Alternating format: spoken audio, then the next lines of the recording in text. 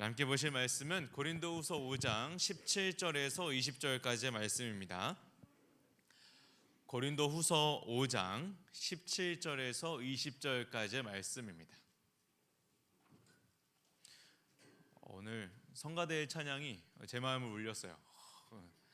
이 지휘와 반주와 이 화음과 강약 조절까지 너무나도 완벽한 찬양이었습니다. 하나님께서 너무 기뻐 받으신 줄로 믿습니다. 우리 말씀 다 찾으셨죠? 17절에서 20절까지의 말씀 저랑 번갈아 가면서 읽고 마지막 20절은 같이 읽도록 하겠습니다. 그런즉 누구든지 그리스도 안에 있으면 새로운 피조물이라. 이전 것은 지나갔으니 보라 새 것이 되었도다.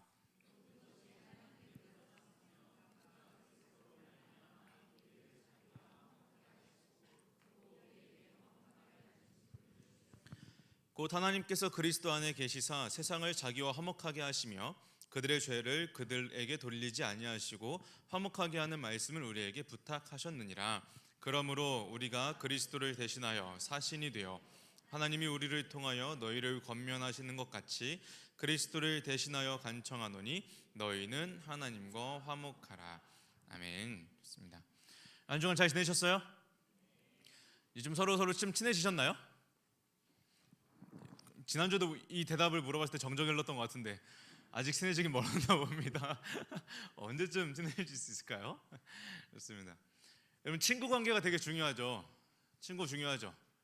여러분 친구가 옆에 있느냐 없느냐에 따라서 여러분의 분위기가 달라지고 태도가 달라지고 텐션이 달라지는 걸 알기 때문에 친구가 얼마나 중요한지 잘 알고 있습니다. 무인도 가서 혼자 살려면 살 수 있어요? 안 돼요? 무인도 가서 혼자서 아무도 없어요. 혼자서 TV나 이런 거 아무도 없어요. 아무것도 없이 혼자서 한 달을 버티면 5천만 원을 준다. 가능? 가능? 너무 짜다고요? 너무 비싸면 그냥 다 흔쾌히 가능하다 할까봐 짜게 불렀습니다. 그런 게 있어요. 친구가 없이 살아갈 수 있느냐? 친구랑 친구랑 다 같이 모여서 저희가 이른바 자주 등장하는 친구들이 조동아리 팸이라고 만나서 수다만 떠는 4명의 남자 그룹이 있어요. 그래서 모여서 대화만 하는데 만나서 막 여러 가지 주제를 가지고 토론을 합니다. 그때 나왔던 주제 중에 하나가 친구가 없이 살아갈 수 있느냐는 거였어요. 타자가 없이 나를 규정할 수 있느냐 막 이런 질문을 가지고 막 토론했었는데 저는 안 된다는 입장이었습니다. 사람은 관계적인 존재이기 때문에 반드시 타자에 의해서 자기 자신이 정체성이 규정될 수 있다라고 보는 입장이었습니다. 여러분의 세대에 정말 딱 맞는 것 같아요. 여러분 세대에 아무리 자기 스스로의 정체성을 찾아간다 할지라도 어쨌거나 사람은 관계적인 존재고 특히나 여러분의 세대는 관계 의존도가 높기 때문에 더더욱이나 관계적인 욕구가 더 심합니다. 친구를 통해서 나를 인정받으려 하고 친구들 사이에서 내가 인정받으려고 하고 그 안에서 내가 나 스스로의 정체성을 규정하려고 하는 것이죠. 많은 관계를 맺으면서 살아갑니다. 친구뿐만 아니라 엄마, 지인, 학원에서 만난 사람들 여러 가지 관계들을 맺으면서 살아갑니다. 그런데 이런 관계의 욕구들이 얕은 관계들로는 충족이 안 되는 거예요. 그러니까 더 깊은 관계를 맺고 싶어 합니다. 여러분 인스타도 보면 본계가 있고 더 깊은 관계는 부계로 들어가죠. 부계 중에서 더 깊은 관계는 친친으로 들어가죠. 친친에 들어간 사람이 여러분의 진짜 친구인 거죠. 맞죠? 근데 계속 그런 관계들을 맺고 싶어 하는 거예요. 내가 너랑 친했으면 서로 부계를 팔로우하고 원하고 내가 너랑 정말 친하다 싶으면 서로 친친에 넣어주길 바랐는데 나중에 확인해 보니까 내가 친친에 안 들어가 있어. 서운하죠. 얘랑은 부계를 맺었는데 나랑 부계를 안 받아줘. 내 부계 팔로우는 안 받아줘. 서운한 거죠. 이런 욕구들이 더 있는 겁니다. 더 깊이 누군가를 만나고 더 많이 만나고 더 깊은 송대를 터놓고 서로가 더 자주 신경 쓰고 더 자주 연락하고 만나기를 원합니다. 연애만 그런 것뿐만이 아니라 친구 관계도 마찬가지라는 거예요.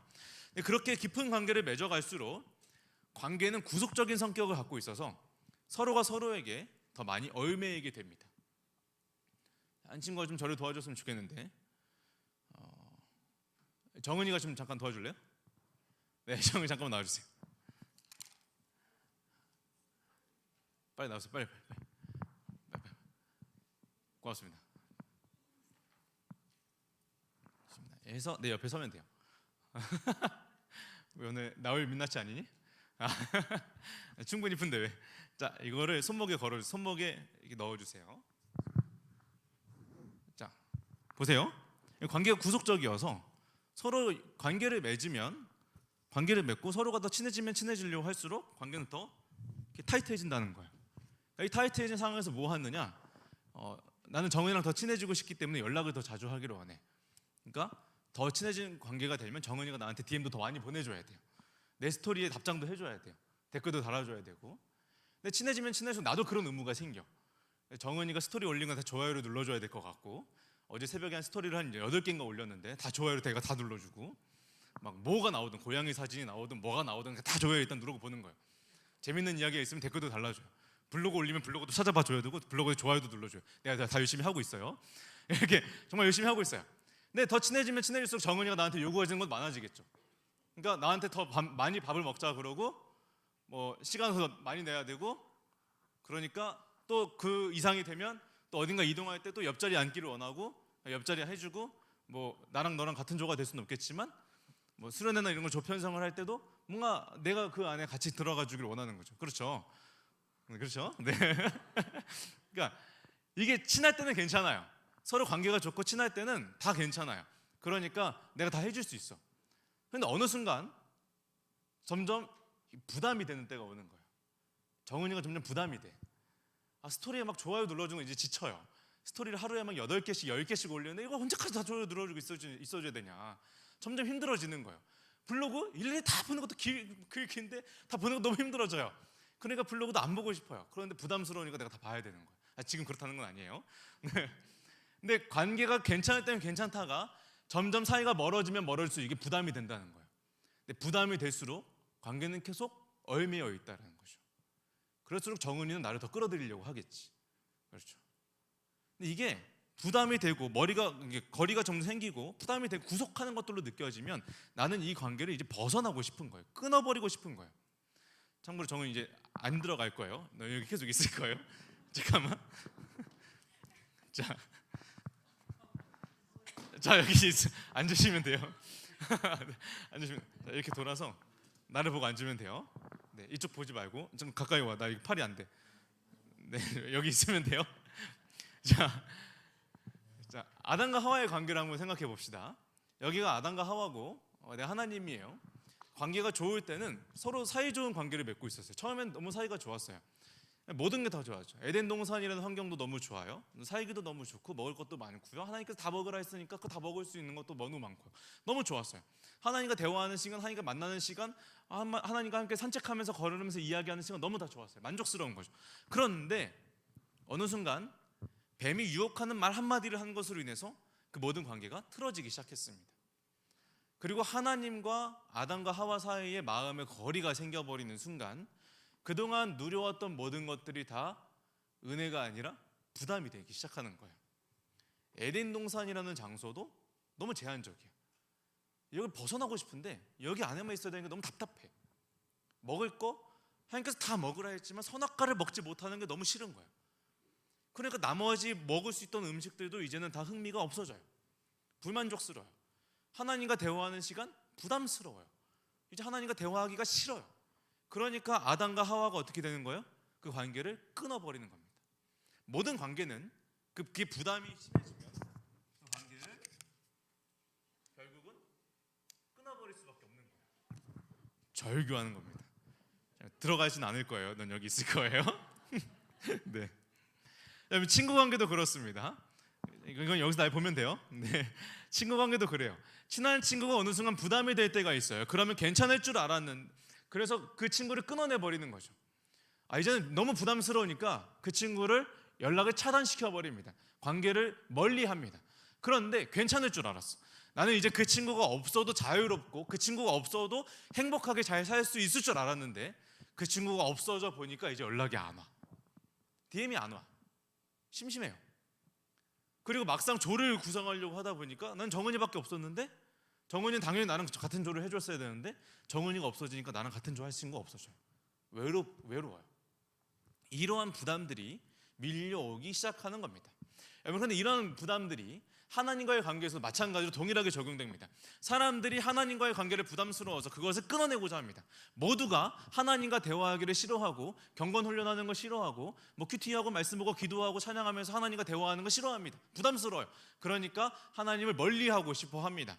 하나님 없이도 잘 살 수 있을 거라고 생각했어요. 자유롭게 기쁘고 즐겁게 살아갈 수 있을 거라고 생각했어요. 그래서 끊어내요. 그런데 끊어내고 나니까 인생에 방황이 찾아오기 시작합니다. 방향을 잡아주던 사람이 없어져니까 방향을 잃고 삶의 목적을 잃고 표류하기 시작합니다. 분명히 자유를 꿈꾸고 자유가 주어졌는데 오히려 삶의 방향과 목적을 잃어버리고 불안하고 두려움이 밀려 들어오는 겁니다. 여러분, 감옥에 갇힌 사람들의 모습 한번 생각해 봅시다. 감옥에 갇힌 사람들의 꿈이 뭘까요? 감옥에 갇힌 사람들의 꿈이 뭘까요? 나가는 거. 그렇죠. 나가는 거겠죠. 자유를 찾고 싶어 하는 겁니다. 자, 그런데 영화 쇼생크 탈출이라는 영화를 보면 잘 아시는 영화일 텐데, 쇼생크 탈출에 브룩스라는 할아버지 한 분이 나오는데 이 할아버지가 장장 감옥에서 50년을 삽니다. 모든 감옥에 갇힌 이들이 탈출하고 싶어서 안간 힘을 써요. 숟가락으로 땅 파가지고 탈출하는 게 이 영화거든요. 모두가 탈출하고 싶어요.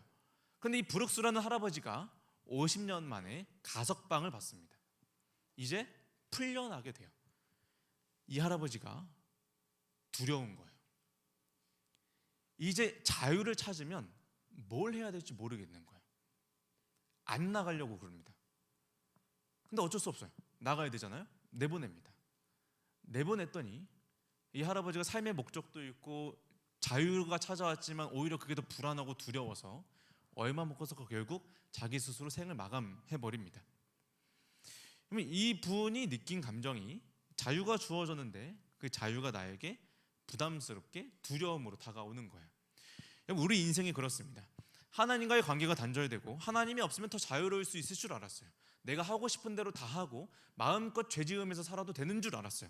그런데 그 다음에 우리에게 밀려 들어오는 것이 무엇입니까? 결국 이 안에 해결되지 않는 결핍과 갈증이 자리 잡아요. 상실 속에서 방황하고 외로움과 두려움이 나를 엄습합니다. 이게 결국에 우리가 겪는 고통입니다. 하나님과 관계를 단절시키면 하나님을 떠나가면 더 자유롭고 더 행복할 줄 알았는데 결국 찾아오는 건 뭐예요? 두려움이고 상실감이고 외로움이고 슬픔이고 기쁨이 없어지는 거예요. 늘 마음 한켠에 고통과 두려움과 불안이 가득해서 자리를 잡고 우리를 괴롭게 만드는 겁니다. 여러분, 결국에 우리를 괴롭게 만드는 것, 불안하게 만드는 것들의 모든 원인은 하나님과의 관계가 단절되어 버렸기 때문이에요. 하나님으로부터 얻을 수 있는 것들이 있어요. 하나님으로부터만 얻을 수 있는 것들이 있어요. 삶의 풍성함, 생명, 기쁨, 즐거움, 만족감, 평안함, 하나님께서만 주실 수 있는 것들이 많습니다. 그런데 그 모든 것들이 한순간에 사라지기 때문에 우리는 불안하기 시작한 겁니다. 사람들이 에덴 동산에서 쫓겨났습니다.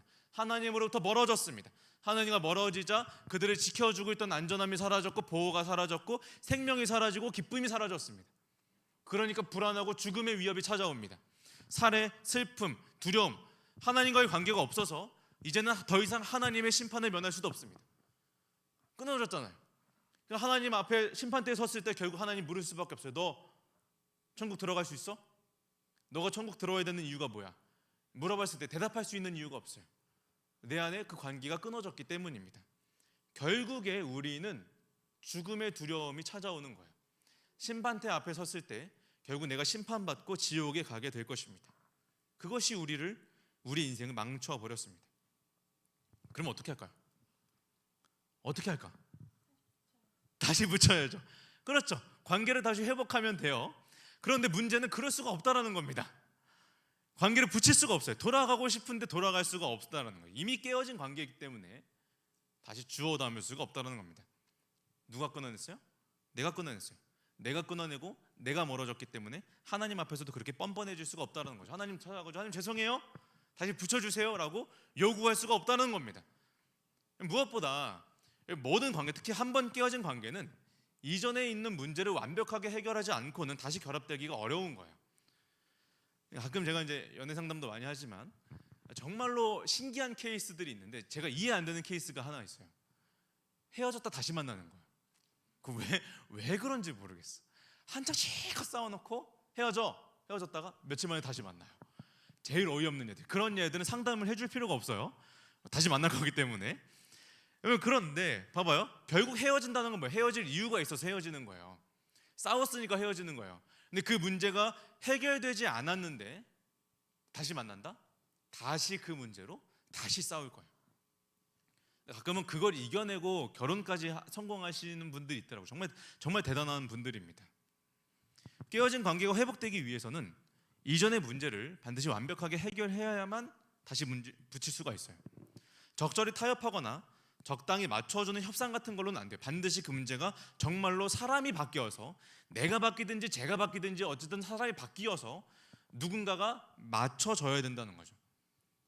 그런데 사람 바뀌는 게 쉽냐고요. 그렇죠? 바뀌는 게 어렵습니다. 사람이 사람을 바꾸는 것도 어려운데 하나님과의 관계에서 내가 변한다? 그 관계를 내가 변해서 해결할 수 있다? 불가능한 일입니다. 자, 그러면 보세요. 이 상황에서 절박한 건 누구예요? 자, 내가 하나님이라고 가정했을 때 이 상황에서 절박한 건 누구예요? 얘예요. 얘가 급한 거라고. 봐봐요. 나랑 관계를 맺고 있었는데 얘가 끊어냈어요. 얘가 부담돼서 얘가 멀어졌어요. 얘가 끊어냈어요. 고통받는 거 누구예요? 얘예요. 얘, 정은이가 고통받아요. 슬퍼하는 거 누구예요? 정은이에요. 죽는 거 누구예요? 정은이에요. 하나님은 아무런 영향이 없어요. 슬퍼하고 고통받는 건 정은이밖에 없다는 겁니다. 자, 그러면 두려워 떨고 있는 것도 얘인데 하나님이 아니라 얘인데, 자, 그러면 이 문제를 누가 해결해야 돼요? 얘가 해결해야죠. 정은이가 이 문제를 해결해야죠. 그런데 정은이는 못해요. 이미 타락해서 모든 능력을 다 상실해버렸기 때문에 정은이는 하나님과 화해할 수 있는 모든 수단이 다 사라져버렸습니다. 모든 능력을 상실했고 모든 여지가 다 사라졌습니다. 이제 정은이는 하나님과 관계를 회복할 수가 없는 거예요. 얘는 이러고 있다가 졸업하는 겁니다. 고등부 이러고 있다 졸업하고, 그러다 인생 이러고 졸업하는 거예요. 심판대 앞에 서서 그렇게 지옥 가는 겁니다. 하지만 이 모습이 너무 불쌍한 나머지 하나님이 대신 나서기 시작하는 거죠. 하나님과 정은이 사이를 중재하고 해결해줄 중간 다리를 역할을 해줄 친구를 찾는 거예요. 자, 나랑 정은이랑 싸웠어. 누가 우리 사이를 중재해 줄 수 있을까? 송현이요. 송현이요. 송현이 앞으로 나오세요. 송현이 어디 있죠? 네, 송현이 앞으로 나오세요.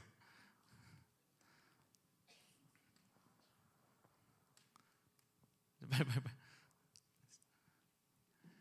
자, 나랑 송현이는 관계가 있어요. 송현이랑 정은이도 관계가 있어요. 나랑 정은이랑 싸우면 누가 중재해요? 송현이가 중재를 해주는 거예요. 송현이가 이쪽 줄 하나, 이쪽 줄 하나를 잡고 가운데 서주세요. 네. 자, 이렇게 해서 송현이가 중간에 중재를 하는 거예요. 나한테 와가지고 목사님, 정은이 좀 용서해 주세요. 정은이한테 가서 정은아, 목사님 너 이제 용서해 줄 수 있대 라고 중간에서 다리 역할을 해줄 수 있는 거죠. 중재자가 있을 때 비로소 이 관계가 다시 맺어질 수 있는 겁니다. 감사합니다. 이제 들어가셔도 됩니다.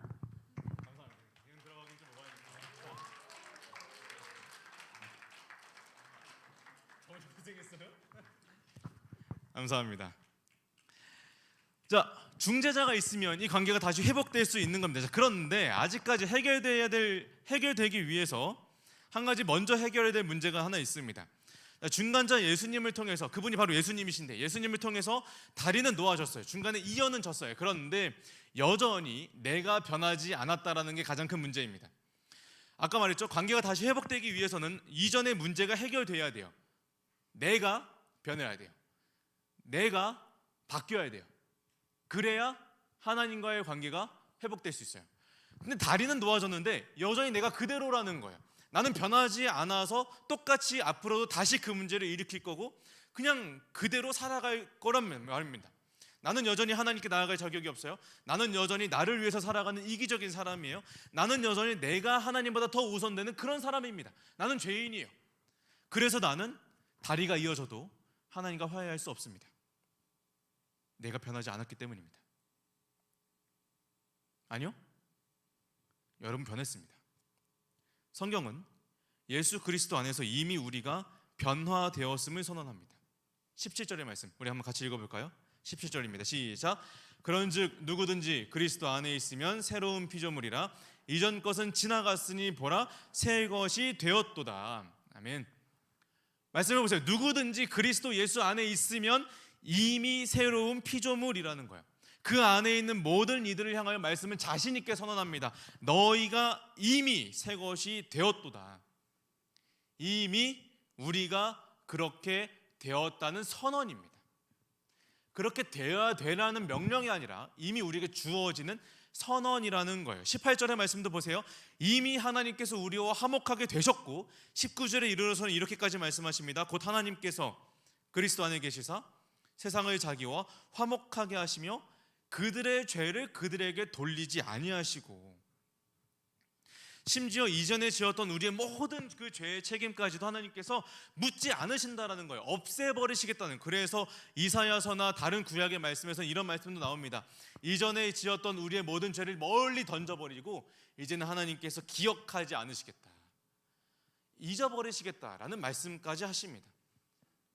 우리를 하나님이 완전히 새로운 피조물로 여기시고 그렇게 보신다는 거예요. 이 말씀이 뜻하는 바가 무엇입니까? 이미 우리에게 화해의 가능성이 주어진 게 아니에요. 야, 다리가 이어졌으니까 이제 너 화해할 수 있겠다라는 가능성의 선포가 아니라, 하나님이 마음이 풀렸으니까 이제 잘만 하면, 너가 좀만 더 노력하면 하나님과 잘 될 수 있겠다라는 그런 권고사항이 아니라 이미 우리가 용서를 받았다라는 거예요. 이미 우리가 용서를 구하기도 전에, 우리가 죄를 뉘우치기도 전에, 이미 우리가 하나님께 나아가서 죄를 고백하기도 전에 이미 하나님은 우리를 용서하셨다라는 겁니다.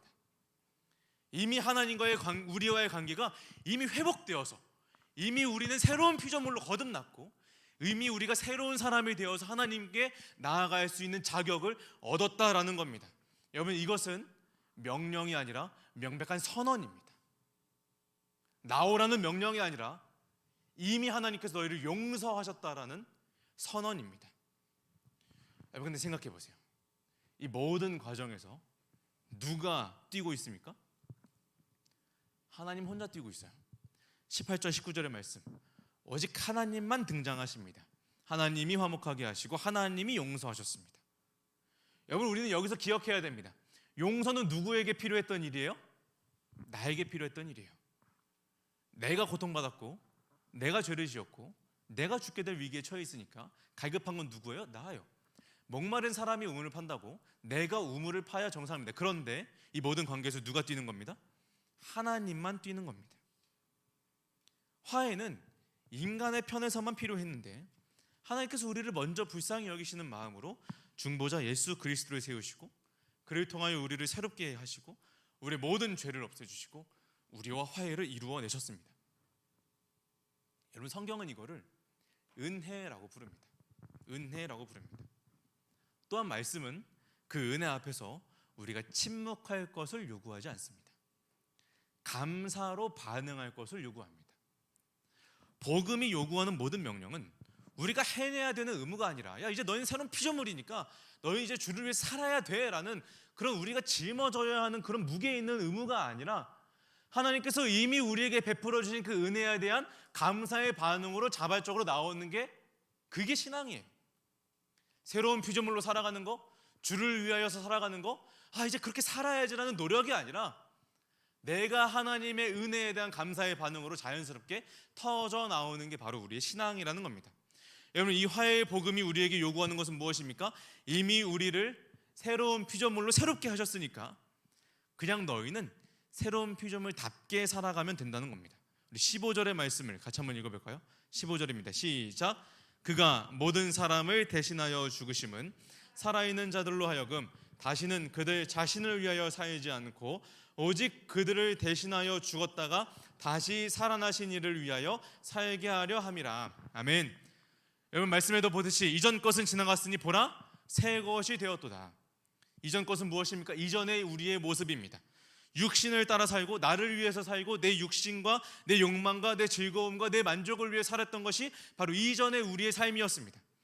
그렇게 살아가다가 하나님과 멀어졌다면 이제는 새로운 가치관, 새로운 정체성, 새로운 삶을 살라는 겁니다. 나를 위해서 살아가는 게 아니라 나를 위해서 대신 죽으시고 살아나신 그 구원자 예수 그리스도를 위하여 살아가라는 말씀입니다. 그렇다면 주님을 위해 살아가는 새 삶은 무엇입니까? 18절과 19절의 말씀에서 반복해서 등장하는 말이 있습니다. 우리에게 화목하게 하는 직분을 주셨다. 화목하게 하는 말씀을 우리에게 주셨다라는 말씀을 계속 반복합니다. 다시 말하면 우리가 이미 받은 용서와 화해의 메시지를 다른 사람들에게도 전달해 주는 겁니다.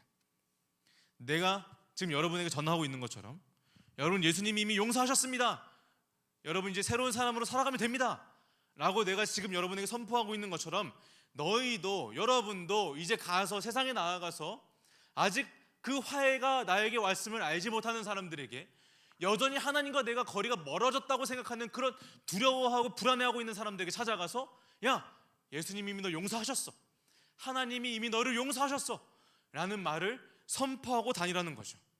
그래서 죽었다가 살아나신 이의 일이 모든 이들의 기쁨이 되고, 그래서 예수 그리스도의 이름이 더 많은 이들에게 높임을 받을 수 있도록 하는 것, 그것이 우리가 주를 위하여 살아가는 것입니다. 바라기는 여기 모인 우리 모두가 하나님과 화해된 정체성을 가지고 주를 위하여 살아가는 새 삶을 살기를 간절히 소망합니다. 이제 말씀을 마치고자 합니다. 여러분, 우리는 회복을 받아야 할 상태가 아닙니다. 성경은 이미 우리가 회복된 상태라고 선언합니다. 하나님 나를 회복시켜 주십시오. 하나님 나를 용서하여 주십시오. 하나님 나를 거듭나게 해주십시오 라고 우리에게 요구하지만, 사실 우리는 지금 그걸 요구하고 있을 상태가 아니라는 거예요. 이미 하나님이 우리를 거듭나게 하셨고, 이미 우리를 하나님이 용서하셨고, 이미 우리를 하나님이 거듭나게 하셨다는 겁니다. 하나님의 자녀 삼아 주셨다라는 겁니다. 이미 그것이 우리에게 왔다라는 겁니다. 우리의 문제는 아직 회복되지 않아서 발생하는 것이 아니라 이미 회복된 사람처럼 살지 않기 때문입니다. 여러분, 그렇기 때문에 자신의 상태를, 지금 내 마음의, 내 신앙의 상태를 이전의 모습처럼, 옛 모습처럼 규정하고 행동하지 마십시오. 여전히 깨어진 관계처럼, 여전히 하나님과 내가 멀어진 사람처럼, 여전히 하나님이 나를 향하여 분노의 눈길을 품으면서 나를 마치 심판하시려는 것처럼 두려워하고 불안해하고 결핍 속에서 다른 것들을 갈망하고, 그래서 회복하려고 하지만 잘 안 되고, 하나님 저는 원래 그래요, 저는 그냥 이렇게 살아가던 사람이에요, 하나님 노력했는데 안 돼요, 하나님 저는 잘 안 됩니다, 이런 나약하고 무기력한 말들로 그냥 무마시키려고 하고, 여러분 그런 건 겸손이 아니라 그냥 불신앙입니다. 예수님 말씀하시는 건 뭐예요? 이미 우리를 용서하셨다는 겁니다. 우리가 그 앞에서 계속 나약하고 불안해하고 두려워하고 떨어하는 것들은 이미 우리를 새로운 피조물로 규정하고 계시는 하나님의 말씀을 거부하고 여전히 스스로를 문제 있는 옛사람처럼 생각하고 행동하는 것이죠. 여러분, 스스로를 그렇게 생각하고 불만족스러우니까 모든 행동은 자유롭고 기쁘고 즐거워하는 것들이 아니라 불안과 두려움을 떨쳐내기 위한 수단이 되어버립니다. 하나님께 벌 받을까봐, 하나님이 무서워서 버림받을까봐, 혼날까봐, 멀어질까봐 신앙생활을 하는 거죠. 예배 안 나오면 내가 벌 받을까봐, 뭔가 성경 안 읽고 기도 안 하면 내가 이렇게 벌 받을까봐, 하나님이 나를 미워하실까봐 불안해서 기도하고, 불안해서 찬양하고, 불안해서 교회 나오고. 여러분, 그 속에 기쁨이 어디 있습니까? 하나님은 이미 우리에게 용서하셨고 이미 우리를 회복시켜 주셨는데, 그 안에서 우리가 해야 되는 건 그저 하나님이 우리에게 주신 것들을 누리고 기뻐하며 즐거워하며 그 사랑 안에서 만족하며 살아가는 것밖에 없는데, 여전히 우리가 불안하고 떨어하고 있다는 거죠. 여러분, 하나님은 이미 우리를 새로운 피조물로 선언하십니다. 이것을 믿는 자가 하나님께로 나아오고 그 회복된 관계를 누릴 수 있다라는 겁니다. 여러분, 권면합니다. 이제 더 이상 나약한 상태로 살지 마십시오. 더 이상 나를 문제 있는 사람처럼 여기지 마십시오. 나는 이미 회복된 사람이고, 나는 이미 용서받은 사람이고, 나는 이미 하나님과 화해된 사람입니다. 그 안에서 기쁘고 즐겁게 신앙생활 하십시오. 하나님과의 그 사랑을 누리고 그 기쁨을 누리면서 살아가십시오. 또한 그 은혜를 경험하고 맛보아한 자는 침묵하며 살아가지 않습니다. 여전히 방황하고 두려워하고 있는 자들을 향하여 복음을 선언하고 그들을 주님께 인도하는 삶을 살아야 하는 겁니다.